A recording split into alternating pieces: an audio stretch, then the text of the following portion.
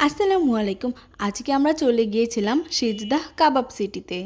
এই জায়গাটি আসলে কোথায় এবং এখানে আসলে আপনি কি কি খেতে পারবেন সেটা নিয়েই বিস্তারিত ভিডিও। এই রেস্টুরেন্টে আপনি ইনডোর এবং আউটডোর উভয় জায়গাতেই বসতে পারবেন।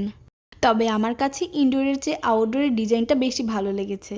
আউটডোরের অ্যাম্বিয়েন্স তার সাথে লাইটিং ব্যাপারটা বেশ অস্থির ছিল। আমরা এখানে অর্ডার দিয়েছিলাম চাপলি কাবাব এবং তার সাথে কোয়ার্টার গ্রিল, সাথে 2টা প্লেন নান, মিউনিস এবং সাথে তাদের স্পেশাল টক। পছন্দের খাবার যদি পছন্দ মতো জায়গায় হয় তাহলে তো আর কথাই নাই। এখানে আমরা চাপলি কাবাব টেস্ট করব।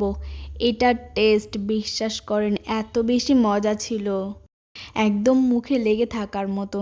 আর তার সাথে তাদের স্পেশাল টক দিয়ে খেতে আরও বেশি ভালো লাগছিল। এখানে আমরা গ্রিল টেস্ট করব। এটার টেস্ট মোটামুটি ভালোই ছিল, বিশেষ করে টকটার জন্য টেস্টটা একটু বেশি ডিফারেন্ট লাগছিল।